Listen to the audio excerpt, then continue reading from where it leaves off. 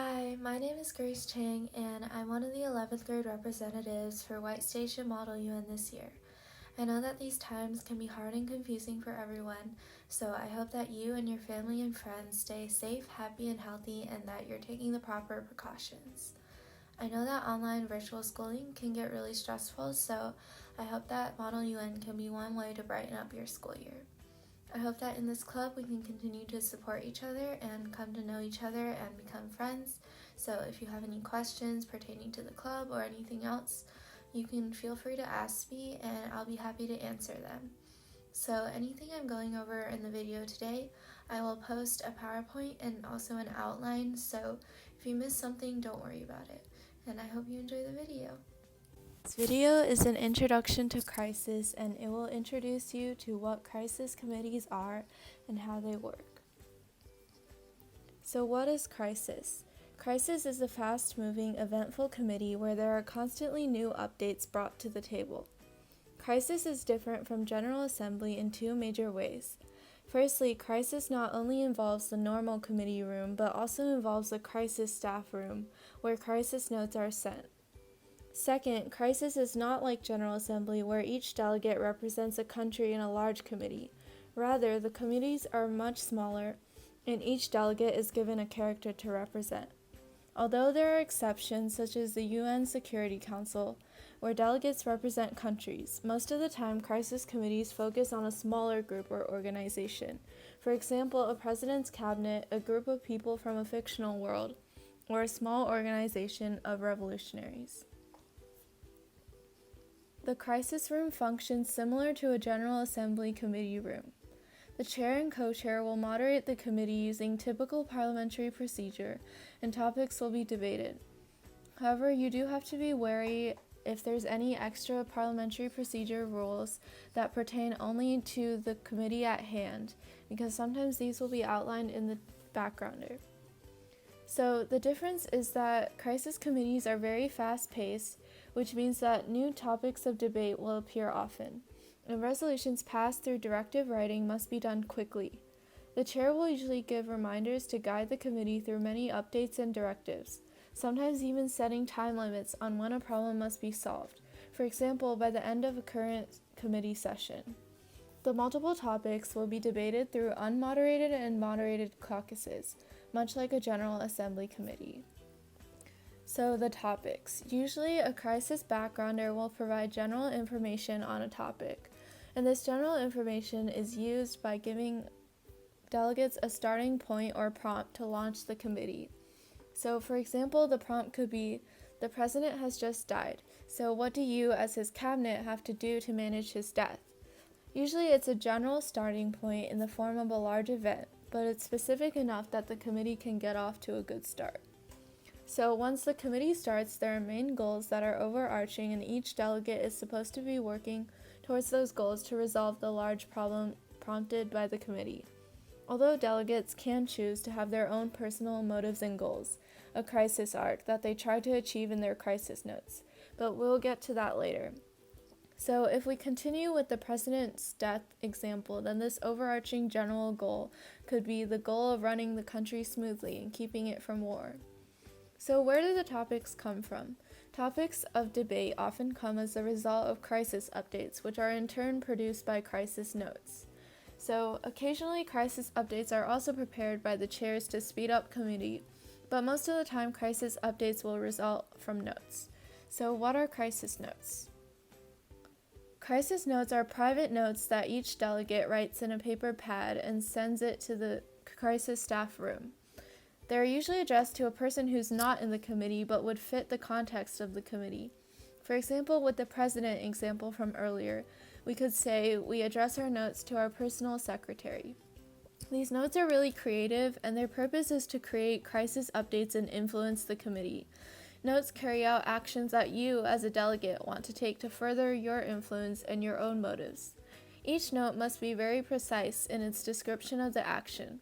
For example, if you wanted to poison someone, you would have to give details on where you obtained poison, how you will refrain from getting caught, among many more specifics. So think who, what, when, where, and why you write this note, and why you're carrying out the action.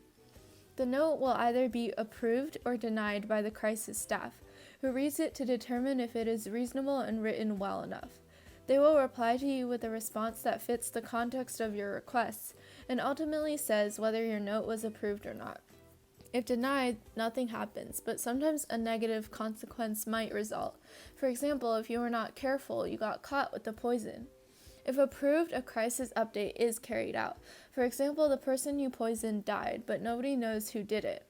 It's important to cause crisis updates because crisis updates will pose new issues for the committee to debate, and they symbolize your power and influence in committee. So how do you resolve issues that are coming up? You pass directives. Directives are similar to resolutions, but they are much more concise, quick, and are produced much more often. You need to pass multiple directives in a committee, and directives symbolize your relations with the other members in your committee, as they must agree for your directive to pass. Directives represent a group effort. They do not carry out your personal actions and goals. Instead, a directive would be like, for example, if the president had died, then a plan is written out for how to maintain the nation's economy for the time being to avoid an economic panic. So the plan would be concise and effective, and if everyone passed it, then it would solve part of the problem at hand. As seen in the example, it's a general thing that applies to everyone in the committee, and it's part of the overarching goal that was mentioned before. Directives are also written similarly to resolutions in that there can be more than one sponsor, and signatories must be collected in proportion to the number of people in the committee to present your directive. So, as committee goes on, you will usually get into the flow of how it works, and committee usually gets more and more interesting. Crisis updates will continue to be churned out and directives written and passed. So if you're still confused by crisis notes and directives, it's fine because we'll get into those in more detail in later videos. Sometimes the crisis staff will pull either you or another delegate out of the room for a discussion, but don't be alarmed. They're usually simply confirming with you about your crisis notes or having clarified something that they didn't understand completely. Another thing is that crisis notes can also be jointly written. So joint crisis notes are crisis notes usually written by two people, and it carries out an action that they have teamed up for to accomplish. So to write one, you have to be very observant in committee to notice anyone you would want to work with, so someone who has motives that are in line with yours. Be careful because you have to be in character.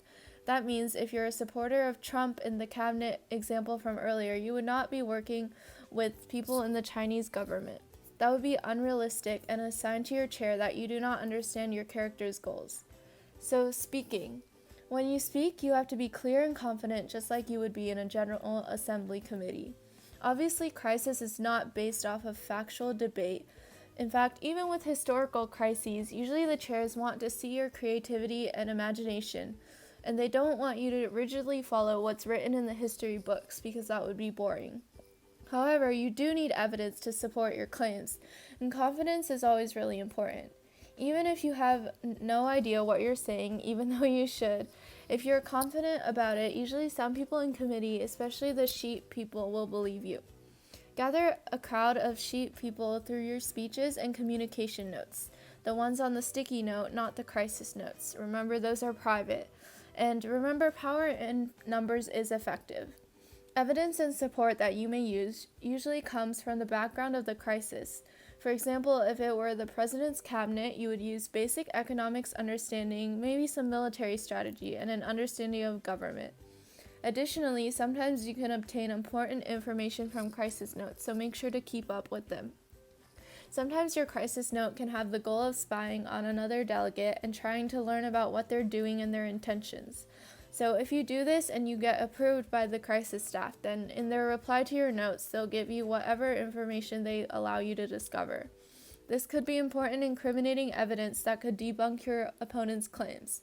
Be mindful of this and try to gather important information when you can find it. So maintaining your character is extremely important because it's a key point that the chairs will look forward to. Do research on your character prior to committee, even if your character is fictional. For example, if we were in a Harry Potter committee, then you would research your character's beliefs, how your character fits into the magical world, and more. It's important to form a crisis arc that aligns with your character's beliefs to a certain degree so that the arc is reasonable and possible to carry out. An arc is the storyline that you desire. In the president's cabinet example, maybe you were the Secretary of State, but now you want to murder the vice president so that you can become president. You can make a rough agenda of actions that you want to carry out during the committee to get to your ultimate goal. Remember, don't be too rigid with this agenda. A key characteristic of crisis is that it moves really fast and sometimes digresses in ways that you didn't expect. This means that your arc has to be flexible to where it can still exist under various circumstances. To give you an idea, if the country suddenly went into war, and your original plan was that you were going to always emphasize how good you are of a candidate because you will prevent the country from going to war, then your claims and actions are based off of marketing your ability to prevent war, then your arc would be useless if you were in war. Instead, a better way would be to show your intelligence and strategy and resolve the war quickly, and then show that you do your best to prevent wars. Also, timing is very important, so don't be too rigid or else maybe a year passes in the committee time, and what you wanted to do is no longer relevant. Don't be irrelevant, that's the worst thing you can do. So you also have to stay in character when you're speaking. So maybe your character has an iconic idiosyncrasy or phrase, and they always use a certain attitude. You can use these characteristics to your advantage. It shows your chairs that you really understand your character and think like they do. For example, if your character is someone who is well known for being very disagreeable and enjoys contradicting people, then don't be very pushover and agree with everyone, because that would be out of your character. Find different characteristics that you could use to your advantage in committee.